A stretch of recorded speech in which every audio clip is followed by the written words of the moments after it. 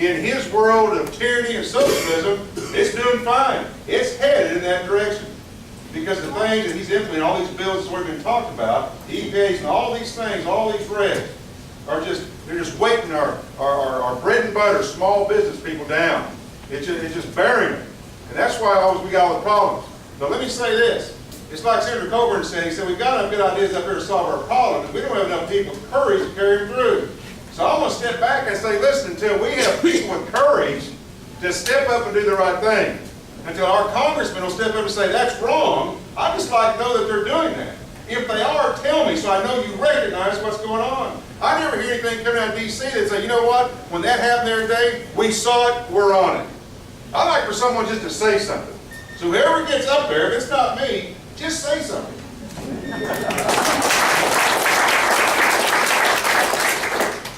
Well, I don't know what channel that President Obama TiVoed, but he needs to pull the plug on that channel because that's not what America is. Everyone is hurting. This economy is hurting. But I'll tell you what the solution is. You look at states like Oklahoma. You look at states like North Dakota. What are they doing? Their economies are thriving because they're expanding their own energy production. That's our way out of this. That creates jobs. That helps states like Oklahoma. It helps everyone driving across to work. And that's the solution. Let's let the free enterprise have its way, and let's get these regulations out of the way, push back, and let free enterprise just flow.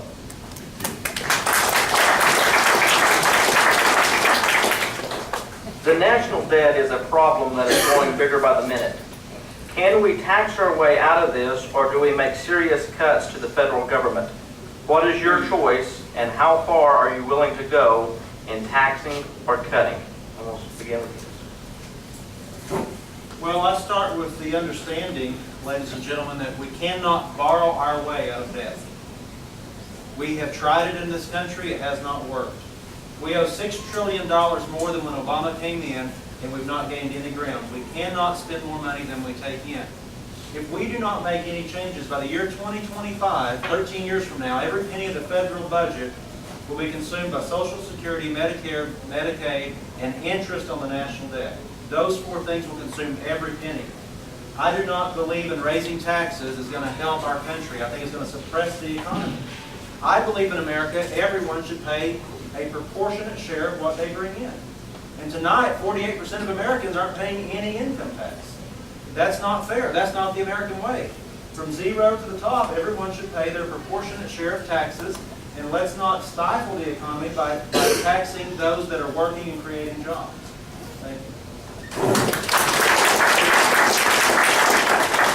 I believe you cannot tax your way out. Certainly, I think all of us have referenced it on the campaign trail. Senator Coburn's look back in black. $9 trillion of savings that could be found in the federal budget. So you got to start there. So it's cutting out departments and agencies that are no longer required. We've already talked about that. Reducing expenses in current programs. We need a new model for Social Security and medical care where those 60 and above are already vested in it and built their finances around something like that. And we need to honor those obligations. But for the new generations coming up, it needs a different model. I've already talked about the need to replace the tax code. You go with something like a fair tax approach, it does just what was mentioned. It spreads in an equitable fashion across the American public where everybody is vested. Everybody has equity in the system because everybody's paying in some way. And those that are drawing the check from the government through some kind of a social program should be earning their keep by some kind of public work project. We've got trash that needs to be picked up and everything else. So you can get more done with less money if we adopted these changes.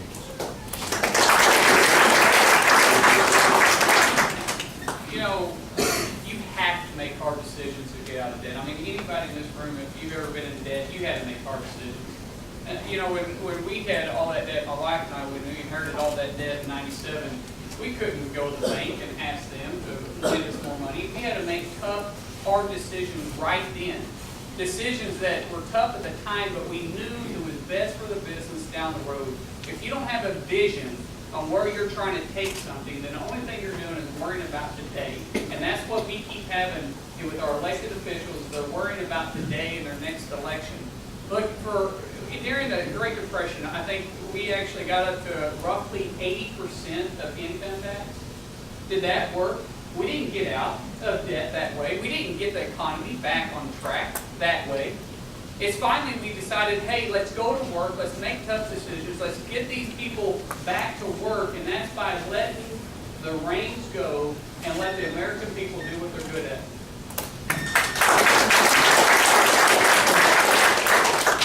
I have asked businessmen through time, I said, let me ask you something. I said, back in 08 when the economy started tanking, I said, how many of you, when your sales start going down, how many of you went out and hired 50 brand new employees? You know, I haven't got a hand raised on that yet. And yet our federal government, the first 2 years of the administration, I've seen numbers anywhere from 100,000 to 300,000 new federal employees.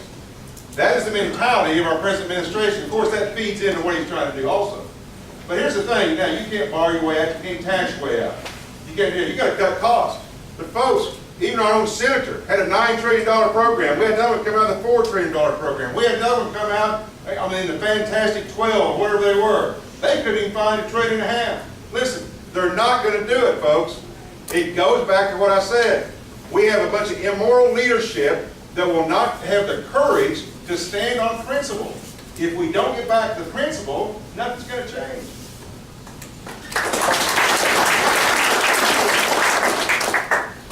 Well, more taxes is never the right answer. Higher taxes means fewer choices and less liberty. Fewer taxes mean more choices and more liberty. So you can have a choice this election. You can either empower government or you can empower the people. I'll go with the people every time. And just like on the day whenever we have no taxes for back-to-school products, people will flock when they can save money. So lower taxes is always the answer. Federal income tax was actually accepted in 1913. A lot of us still think unconstitutional. But in 1913, it was 7% across the board. 7 years later, the top bracket was 91%. It didn't take too long for class warfare to come about there. There's a guy named Arthur Laffer came up with a thing called the Laffer curve that looks like a bell curve. It says once you reach midpoint in the Laffer curve, revenues start to go down because you're raising taxes. Folks, we're at 48% on the Laffer curve today. And if the Bush tax cuts are not continued, we're going to go beyond 50% on the Laffer curve. So the revenues will actually go down. In about 5 years, less than 5 years, we reach something called debt wall. Debt wall is the point in which we cannot pay off our federal debt without going into default, even if we maximize taxes.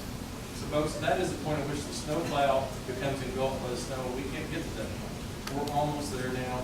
We're heading towards the rocks. We've got it turned down.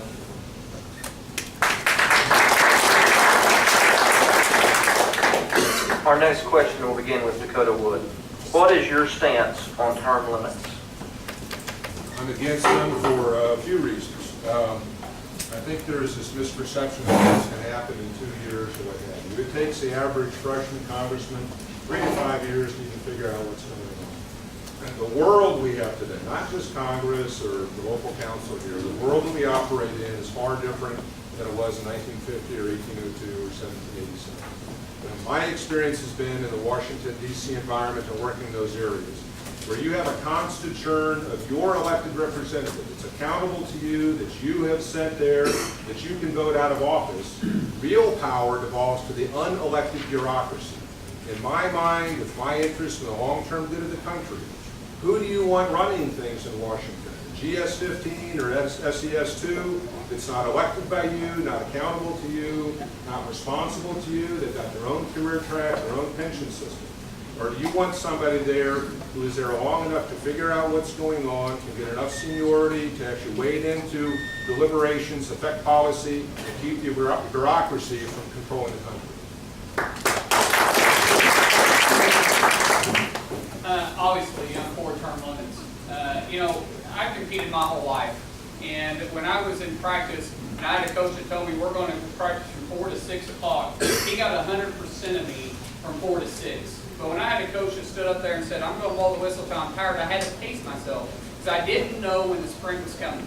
And we have too many elected officials that are up there that's pacing themselves, that's going along with parties so they can get seniority here, and they can get seniority here, and they can get seniority there. We've got to hit the ground running. And the way you do that is, first of all, you got to know the issues. I know the issues. Second of all, you got to surround yourself with people that are better than yourself. That's the only reason why we're successful in business, and that's why we're going to be successful in DC, is because we're going to surround ourselves with trusted people, people that know how to get things done, and I know the issues, and together we're going to work as a team, and we'll accomplish a lot in those 6 years.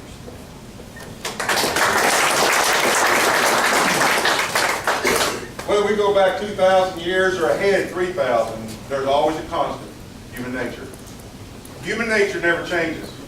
Absolutely, I believe in term limits. Let me just go ahead and tell you for the record, they're never going to pass it. Okay? That's not going to happen.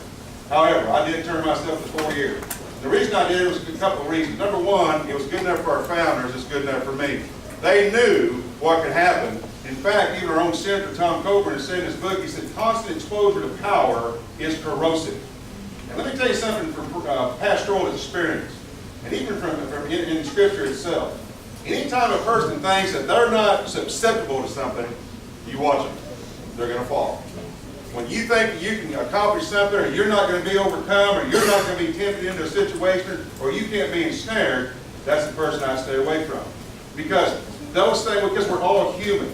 And that's why I figure I could probably put up with it for 4 years, which protects me, which protects you. I'm for term limits. I've actually termed myself to 6. And Oklahomans are for term limits because we passed it on the state legislature. We passed it on the federal offices as well. It's just that the court struck it down.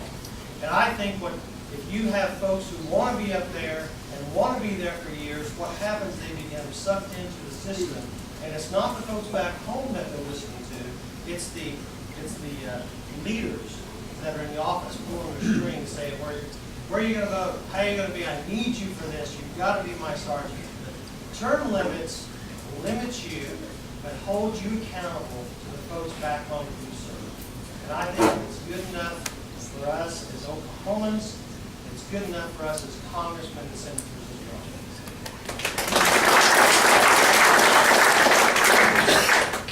I explained a moment ago that when I was elected to the Oklahoma House of Representatives, I was the first group elected after term limits. And I enjoyed that because, again, as I spoke a moment ago, the day I walked in the door, I knew I couldn't stay.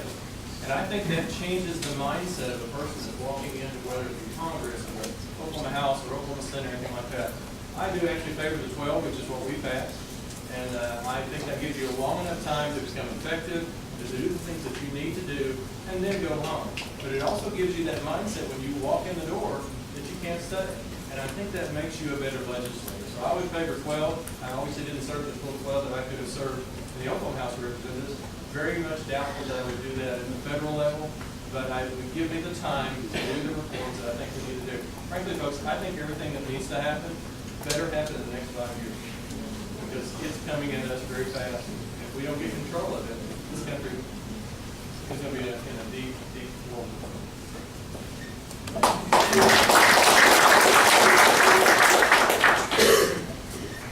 Ladies and gentlemen, let me say I support term limits if they're applied equally to every congressman in the country. What I cannot support is self-imposing a term limit on this district to say I'll serve 4 years or 6 years, any of us, because what do we know about Congress? It operates on the seniority system, and legislation is crafted in the committees, and those who control the committees are those who have served and gained seniority. If conservatives like us are elected and we serve for 4 years and 6 years and voluntarily leave, then we will leave the liberals in control of Congress. Our goal is to move the conservative agenda forward. Henry Waxman has been in Congress 38 years, a very liberal Hollywood congressman. Barney Frank's been there 32 years. If we walk away from the fight, we leave them in control of the Congress, and we'll never move our conservative agenda forward. So let's fight for term limits equally to every congressman, but in the meantime, let's not have our conservative leaders walk away and leave the liberals in charge. And that's exactly what will happen if we do it.